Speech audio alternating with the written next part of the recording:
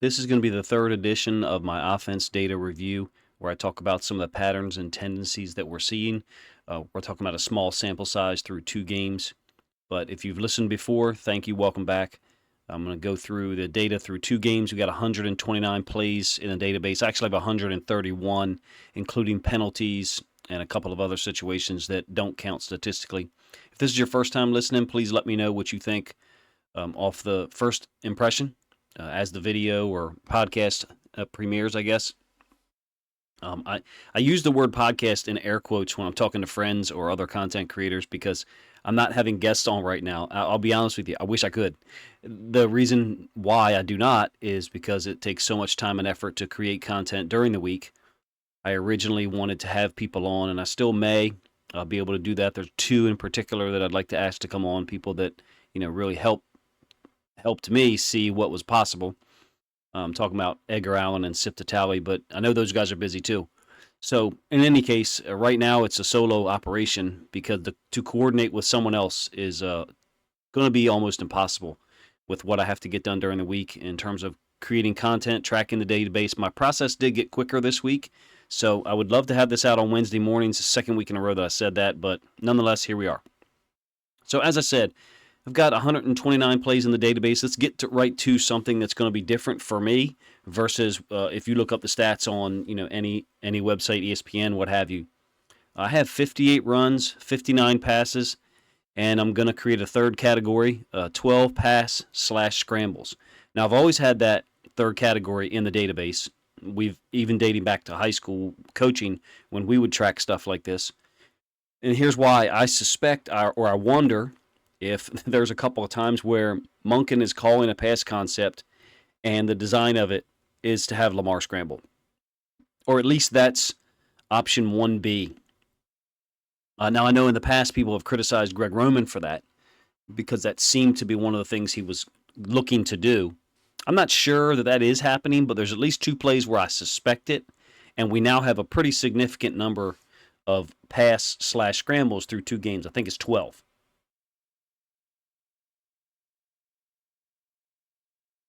So as I explained last week, the statistical breakdown of run pass for what I'm referring to is going to be a little off from what the actual data is that on ESPN or wherever you look. I'm going to go by play call. So if we go by play call, it's 58 runs and 71 passes so far through 2 games. Now, how often is Monken calling pass plays, knowing that the possibility of the scramble is occurring? I'm not sure. It's an interesting point if you ask me. Let's get to some of the tendencies. You got your run pass tendencies, your directional tendencies, scheme diversity, which I think is important and is showing up already. Let's do personnel groups here first this week. So remember, the database that I keep is to track the plays, the play call, and the concepts. And the reason why I do that is I want to know when we're calling certain things and then maybe try to figure out why those things are being called in that situation. I don't claim to know the answers all the time. A lot of the things that I'll put out there are speculative. So other people speculate as well, watch their content, and then form your own opinions, form your own conclusions. One thing to note, something that I heard someone say this week, and I have heard in the past but phrased differently, is what an offensive coordinator calls is often a reflection of what he perceives about the other team's defense. That makes sense, right? We all know that to be true. If they have a weak outside left corner, you're going to attack to that side often. But it's also, and this is perhaps more interesting, what the offensive coordinator calls can tell us what he thinks of his own players on offense. I think that is another statement that makes sense. And the reason why I bring that up is because there's so many diverse concepts being used here in the run and the pass game. Monken clearly has high expectations for his players, number one, by having all those things installed. 2, by calling them in the game, he expects them to be able to execute it. And I think, and I've always said this as a teacher, that you tell students or players or people what you think of them based on the depth and the complexity of the information you present to them. As a teacher, if you don't think your students can handle very many difficult concepts, you're not going to give them any. as a coach, if you don't think your players can execute a lot of things for whatever reasons, physical limitations, processing limitations, situational injury, you're not going to ask them to do very many disparate things, or separate things, I should say. So I think this says good things about what Todd Monken thinks about the Ravens offensive players. Hopefully I said that in a way that makes sense. If you've ever been in a great teacher's classroom, which I'm not one, but if you've ever been in a great teacher's classroom, you know that person has high expectations, and he or she has the ability to teach you those things so that you then walk out of that class or job or family gathering or church or whatever it is, a person who's leading a session is a teacher. And if they can impart it upon you with a lot of depth and show you that you're capable of handling it, I feel like you walk away from that empowered. And I wonder if that's why this Ravens offense and the players don't speak so highly of Monken, because they understand what he thinks of them.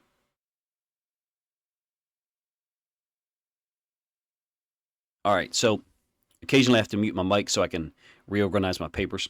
Let's start with personnel groups in mind. This is going to be a long one, to be honest with you. I probably wrote too much, but record this really early Friday morning while everybody's asleep, so I had time. 129 plays. Really, it's 131, I think, with 2 penalties. So again, I'm operating above the official stats. I want the penalties in there. Even if it's a -10 for the offense, I want the play in there. So if you're part of the Patreon, you know that the online database has the play. Even though it's listed as penalty, I still have it there. It's still in the database. This isn't about, for me, this isn't about success, fail for each play as the absolute judge. What I'm keeping the database why I'm keeping the database is to learn why, when, and how the offense succeeds or fails. I never anticipated doing a podcast like this to try to explain it, but to be real, this is probably the best way to do it, because if I was to try to every week put the video together for this, it would be impossible with all the graphics and all the plays that I would have to show along with other content. So let's do 11 personnel first. I got 71 plays out of my 129. So 55% of calls from 11 personnel. Maybe I have more than others. I think I saw someone online that said 68 11 personnel plays. I can't remember who it was. The run pass is a little weird to document for this one for 11 personnel, because 18 runs and 42 passes doesn't add up to 71 plays, right?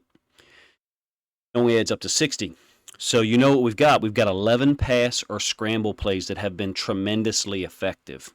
Let's go down the list. 11 personnel run. You got 18 runs for 61 yards. Not great yards per play, but it's enough to keep people honest. 42 passes for 251 yards, so about 6 yards per play. But I think 5.98, 5.97. The 11 pass or scrambles have gone for 80 yards. Lamar is destroying defenses on these.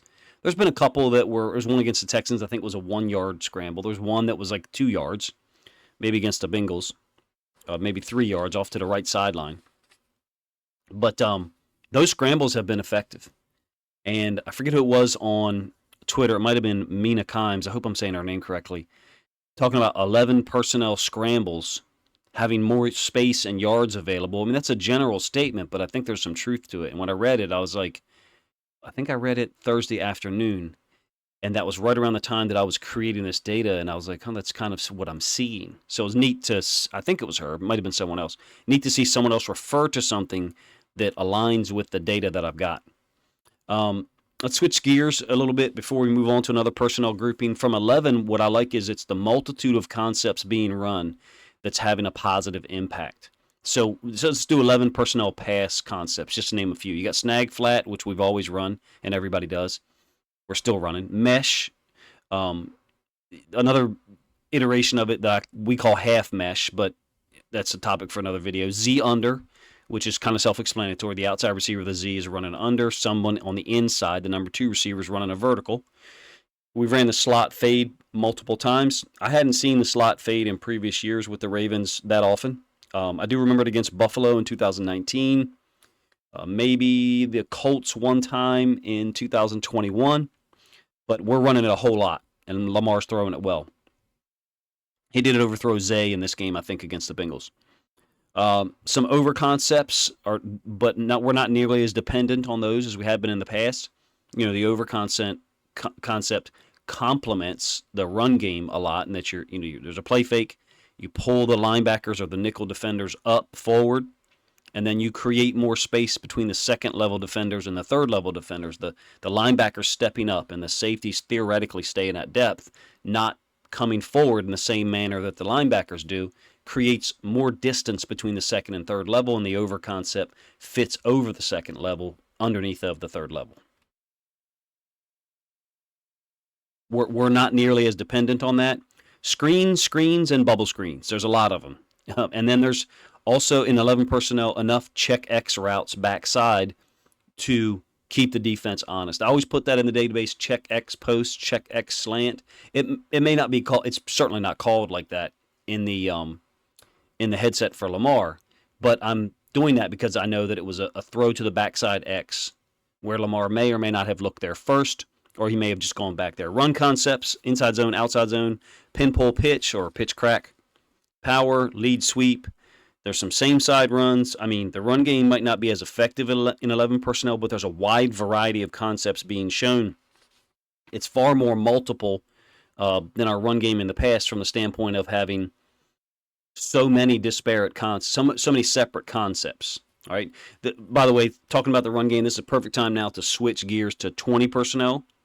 Since we're talking about the run game, I'm going to go 20 and 21 together. 20 personnel, we got 13 plays, 9 runs, 4 passes. By the way, if I didn't mention this, I don't think I did. The shared document is in the description again for anybody who wants to check it out. It's updated week 1 and week 2.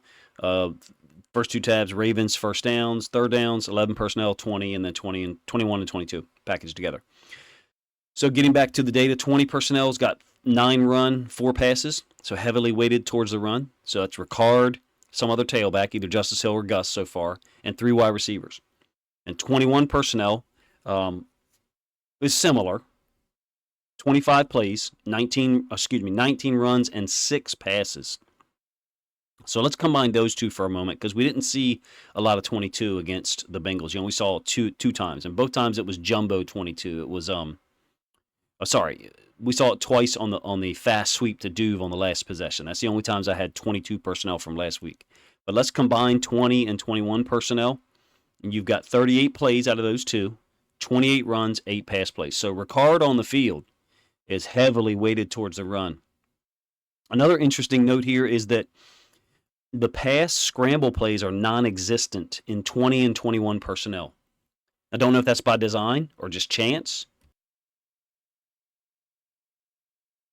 Because if we're talking about 8 pass plays out of 20 and 21 personnel, that's a very small sample size. As compared to the 42 pass plays, well, I guess technically it'd be 53 pass plays out of 11 personnel, and 11 of those pass concepts, we happen to get a scramble out of Lamar. Hopefully I'm saying this in a way that makes sense. No pass scramble examples at all out of 20 and 21 personnel. So you may be talking about different play calls or different play styles. As the season progresses, I'm interested to see what different coverage patterns emerge against our 20 and 21 with Ricard on versus our 11 personnel. I feel like right now Monken's offense has teams a little bit on the defensive because they're not sure what's coming. As we get to week 4 and week 5 and 6, there'll be teams with a more concrete idea of what to do.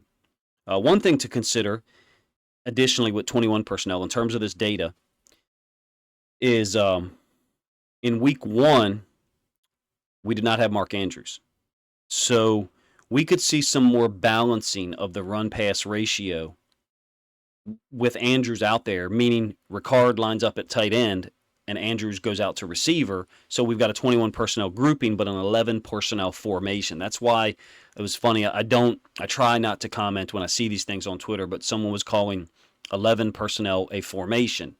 And I read the thread, and there was some cool stuff in there, and I'm not going to name names, but I wanted to help this person understand that that's not a formation. But the dynamic of social media, typically when you comment on someone's page like that randomly, it comes off as an attack. So I looked to see if I followed the person, and if I did, I was just going to message them privately.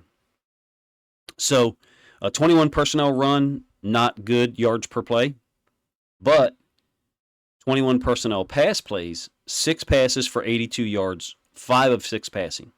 Now, one of those is a 52-yard pass to Zay Flowers, but that's an example, that's an illustration of what you can do out of 21 personnel. Ricard was on the field, a tight end was on the field, Zay ran up top. It was a designed over or Yankee concept that's hit the Ravens defense many times, 52 yards. 1st and 10 pass plays out of 21 personnel.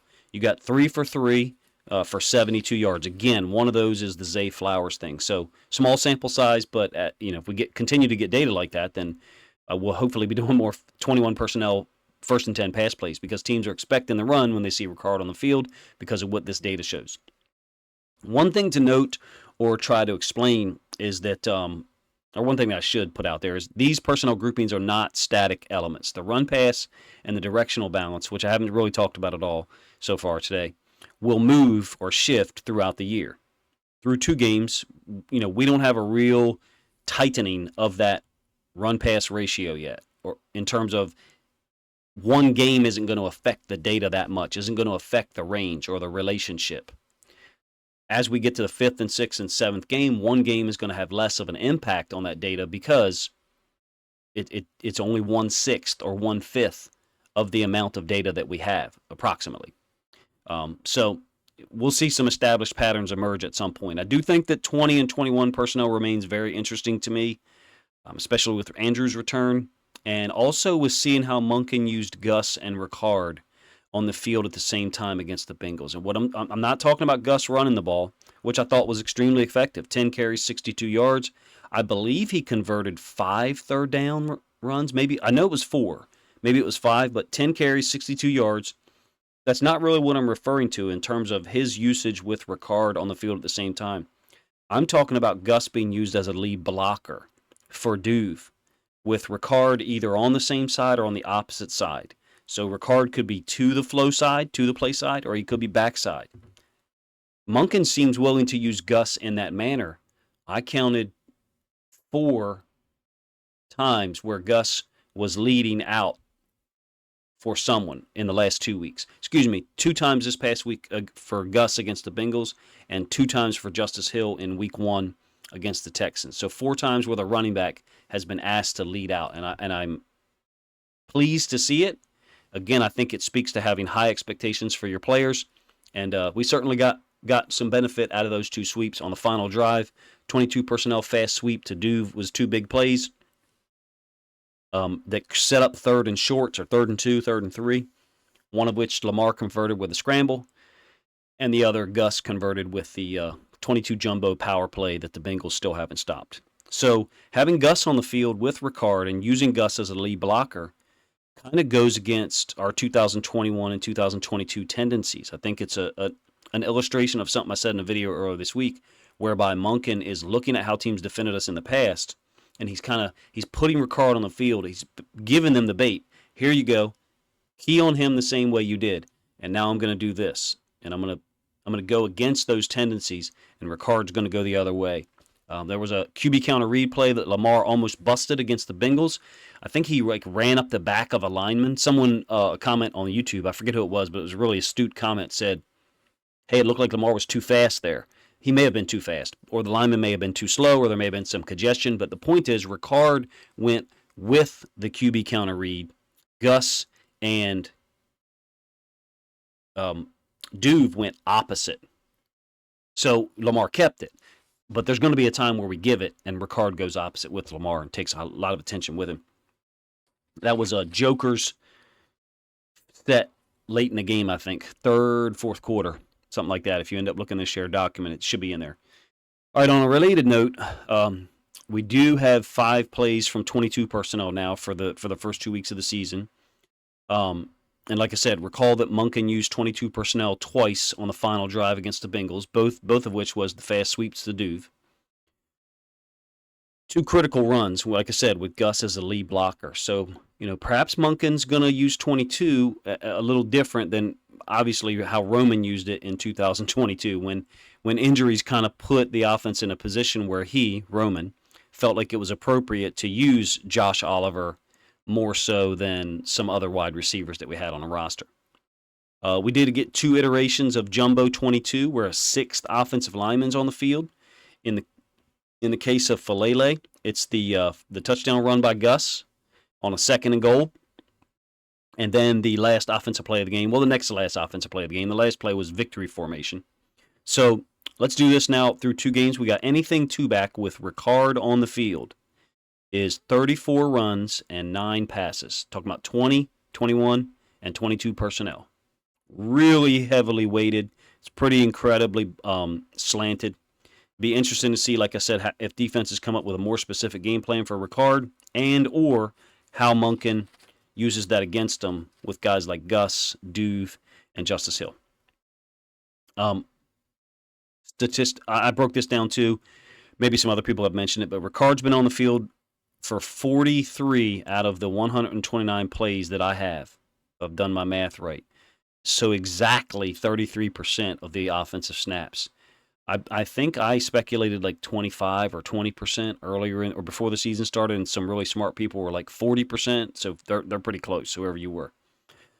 I did look at the direction of run plays with Ricard on the field, and it seemed to me that a larger percentage of them went to his side. That's true, but it seemed to be a more balanced breakdown in terms of the number of run plays that go to his side and the number that go away based on his alignment. I would have presumed there would be more to his side. It seems a little bit more balanced. All right, last personnel grouping, 12 personnel. I've got 13 plays out of 12 personnel, so 1 running back and 2 tight ends. That's the 12, 1 and a 2. 13 plays, 6 runs, 6 passes, 1 pass scramble for 8 yards. One thing to note here, actually there's a couple things in 12, no gap scheme run plays out of 12 personnel at all. No power, no counter, no QB counter read out of 12 personnel.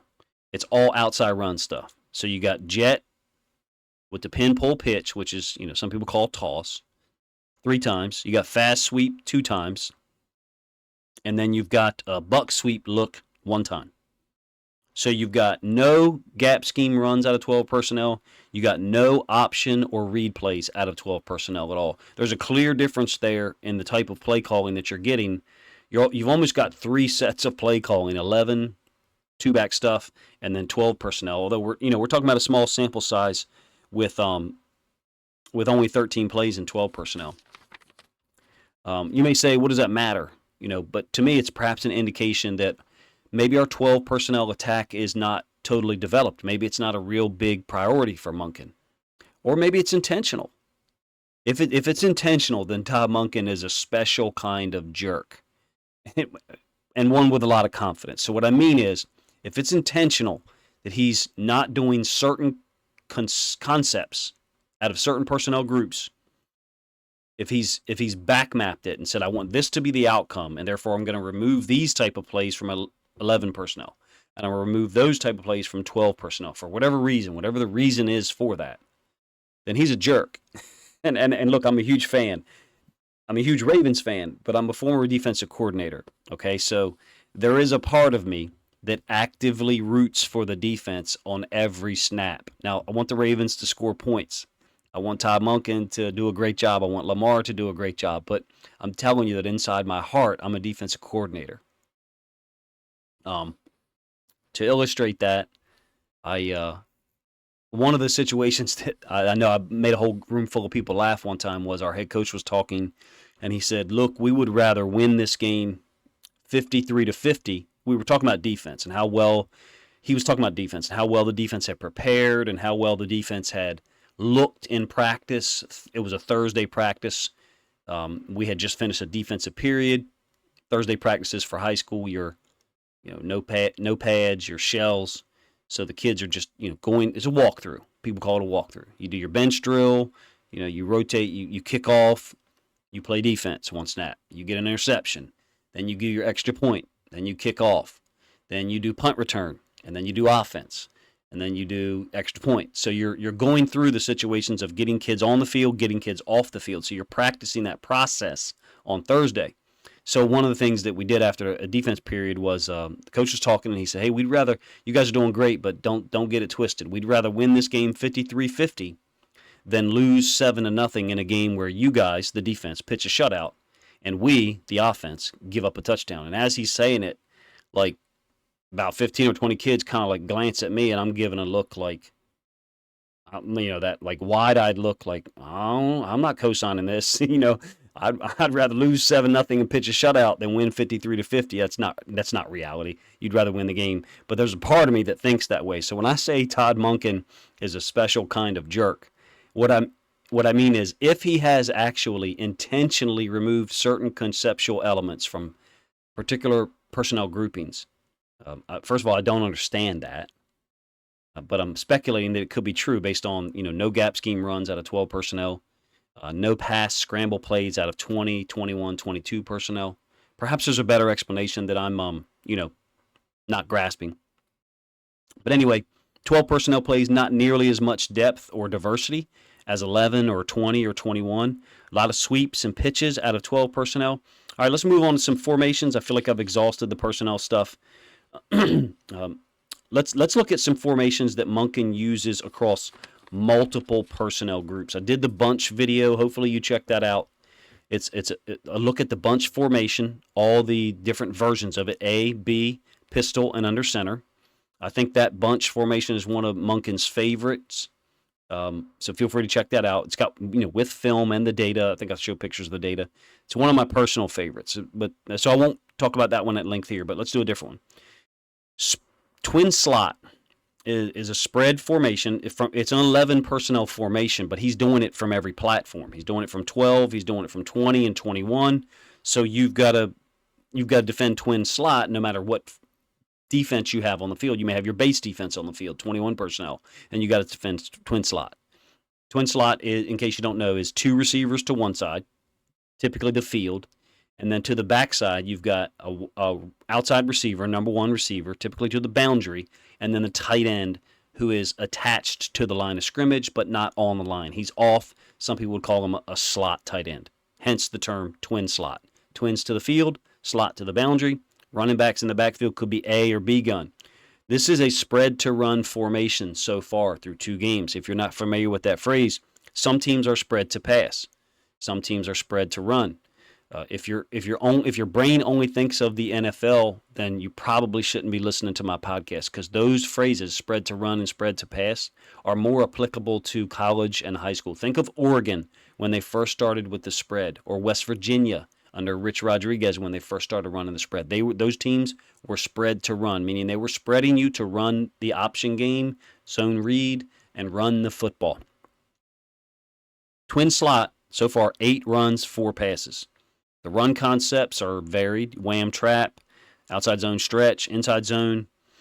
It's a great formation to widen people up horizontally and get a too high safety look out of 11 personnel. But when we do it out of 21 personnel, presumably Ricard's going to be the tight end to the boundary, and Andrews is going to be one of the receivers. I think it's a great formation. Occasionally we've put the slot side to the field.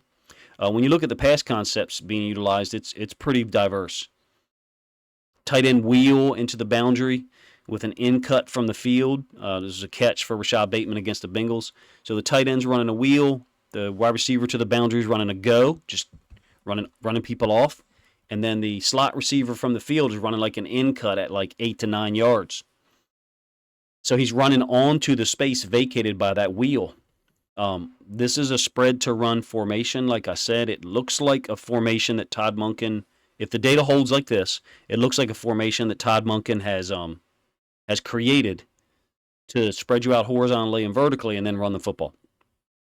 Like I said, 8 runs, 4 passes, pretty heavily weighted. Also, if you were to include passes and pass scramble plays, then it would be 10-2, meaning 10 runs, 2 passes. When I'm giving you the data here, I'm giving you the play call. All right, one more formation before we move on to different elements. Trips closed. 3 wide receivers to one side. Doesn't matter who the wide receivers are. One of them could be a tight end. But 3 wide receivers lined up out wide, not bunch. So they're staggered, all right, with some separation between them. So trips closed. Trips to one side. Closed means the tight end backside is lined up as a traditional tight end, hand in the ground, so 3-point stance, outside of one of the tackles.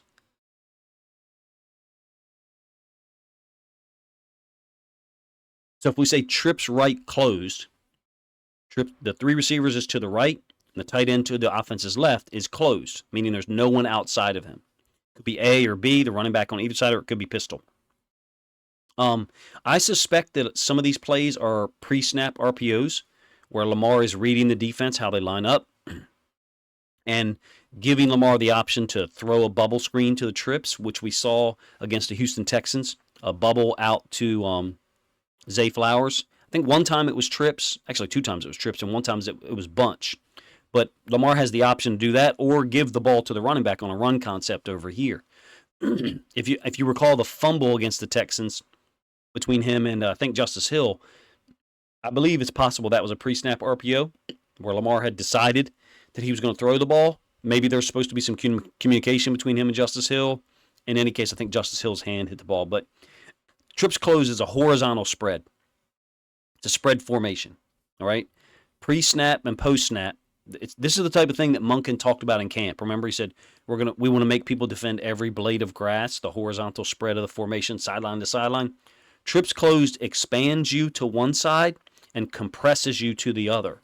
That's the closed word. The tight end is close to the tackle. The running back might be on that side. That'd be trips closed A, which is weird because usually the strength call is to the trips. But if the tight end is 3-point stance attached to the tackle on the line of scrimmage and the running back's on that side, that's going to be trips closed A, meaning the running back, tight end, same side.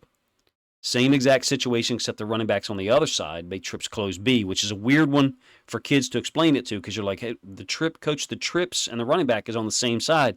Isn't that A? Well, yes, normally it is, but the tight end's over on the opposite side, lined up in a 3-point stance. So that was one that we would usually wait 3 or 4 days before we introduced in camp, or 7-on-7. I only have 9 iterations of trips closed so far, but check this out. I've got 6 runs and 3 passes. So the last 2 formations I've talked about might be spread to run formations, twin slot and trips closed. By play call, like I said, 6 runs, 3 passes.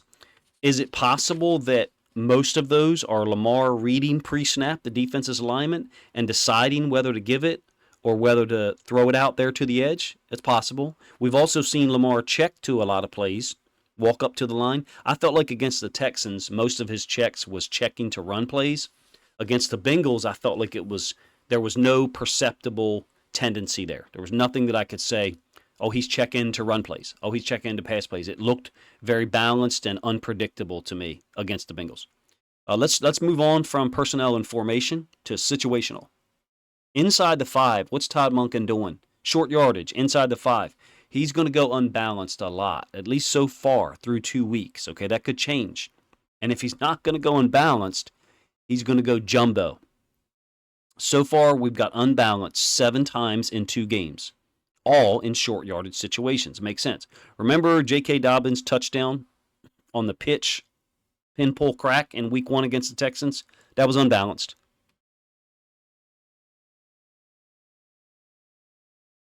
Ronnie Stanley was over on the same side as Morgan Moses. That's the term unbalanced. Tackle over, some people call it. Justice Hill's second touchdown run this week, unbalanced. Sorry, I mean against the Texans, unbalanced. It went unbalanced 5 times in the Bengals game alone. Also, like I said, when he doesn't go unbalanced, he's going to bring a 6th offensive lineman on the field, at least so far. I call it Jumbo 22 in the database or in the shared document if you look at it. Will this continue? I don't know. One thing we do know is on 3rd and 2, we're not running QB power read or QB counter read, what a lot of people call bash. We're not running those with Lamar. And I think that's a good thing. And it's going to go to one of my last points here in a moment, which is the usage of Lamar. Yes, we're getting a significant number of scrambles from him at times, particularly in the Bengals game. But intentional usage of him by play call is what I'm talking about. There are people who would say, well, Coach, he's still our main playmaker. He is. But there needs to be more times this year than in the past where he's a facilitator. And that's what pre-snap RPOs are. Meaning survey the defense. Okay, I can give it to the running back, let him make a play. Or I can throw it out there to those guys, let somebody out there make a play. The scrambles make sense. At that point, we've called a pass play. Lamar's dropped back. Either no one's open or there's pressure. And it's a good thing that he can scramble. That's an asset to have an athletic quarterback. That's what most of football has been going to for 15, 18 years is having an athletic quarterback. Look, and I'll speak on my own experience. The dudes that played quarterback for the school I went to in high school in the 80s, they were all extremely athletic. I mean, that was the idea. We were running shoot team too, so that there was another element there. But all of those guys went and played Division I athletics, like 6 of them in a row. And it was football, they played baseball or whatever. So we're all athletes. All of football has been going to this for years. The NFL is the one that lags behind. We've done personnel. Let's talk about the shared document. You got tabs for week 1 and week 2, first downs, third downs, and then the personnel groupings. 21 and 22 is still tagged together, so maybe I'll parse those out next week if anyone gives any feedback on it. I froze the top pane so that when you scroll down, you can see all the data titles, constantly, down, distance, drive, personnel, formation, etc. If you're a part of the Patreon, you really don't need that document. You have access to that data and the film at the same time in the database. You can watch the play while seeing the information on screen. That's it's $5 a month, but that's part of the deal. If there's anybody who's an Excel expert, please comment in the video, or better yet, message me on Twitter. There's a link in the description to my Twitter. I have a thing I'm trying to accomplish in Excel. Excuse me. I have a thing I'm trying to accomplish in Google Sheets that I can do in Excel, but for whatever reason, I don't seem to be able to do in Google Sheets. Anyway, let's moving on from the personnel data, the formation tendencies, and moving past the situational patterns like short yardage, unbalanced, and jumbo. And let's talk about players and usage.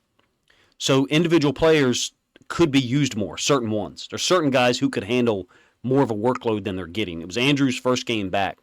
But we've had 10, 12, 14 catch games from Andrews before. Maybe not 14. I think 12 is the most. Andrews could be used more. Clearly, Zay Flowers could do more. Although we definitely tried to force feed him a little bit after that 52-yard catch against the Bengals. I think he got the ball on the next 2 plays. Bateman's snaps still seem to be scaled back. So that's fine. He looks good. He looks healthy. But I think he could do more. I think he could get 6 or 8 targets. I'm thinking to like the Dolphins game in 2021, where a lot of other guys were having trouble winning their matchup for whatever reason, and Bateman was winning his the whole time. Could the running backs have more usage? Gus, Justice Hill, maybe Melvin Gordon plays this week. We just brought Kenyon Drake in as a practice squad guy. Kind of surprised they didn't do that earlier. That once J.K. got hurt. But in any case, those guys, yes. I mean, think of Kenyon Drake last year against the Giants. Carried the ball a lot, played a great game. You have guys who've had 15, 18 carry games before and had a huge impact. Do I think that we need to do that? No. But the reason why I bring it up is when people talk about a spread offense, a true spread offense has always been not just horizontal spread pre-snap and how you line up, the formation, but spreading the ball around. It was a double entente or dual meaning, I guess. And I think, yes, it's a good thing that we're more 11 personnel, we're less predictable, but it's more important that more guys are touching the football early in games, that we're limiting the usage of Lamar over the course of the season. I think that's working. I have no idea what Monken was asked or the other people who interviewed were asked when they came to try to, get the offensive coordinator job. But I think it's working. A lot of guys are making plays. Some are more silent than others in terms of statistical impact so far through 2 weeks.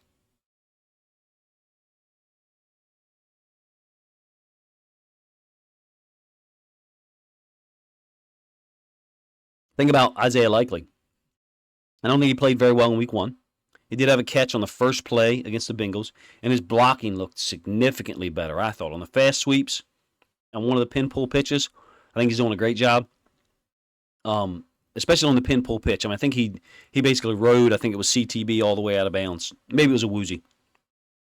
Aguilar surged just as OBJ went out. How cool, not cool to see OBJ get hurt, but how cool is it that you're almost interchangeable there? And I think that's what the front office foresaw by drafting Zay Flowers, signing OBJ, bringing in Nelson Aguilar, retaining Duvernay, obviously retaining Bateman. Tyler Wallace, a guy we haven't seen at all because of the players that are ahead of him. But I get the feeling that any of those guys could be plugged in and they're going to produce or do something well. Duve almost had an amazing catch, one-handed catch, where I think he was being held by a Woozy, and that's why he can only get one hand on the ball. But he was also effective on those 2 fast sweeps. Gus and Justice Hill made plays in the run game. They bring a different flavor or a different version of a hard running style, I think. Both effective. And look, Lamar played a great game.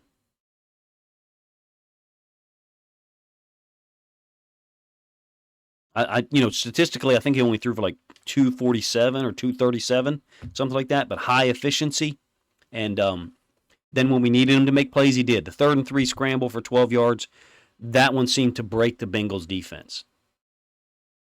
Look at the 3rd and 3 run by Gus. It's a 6-yard gain.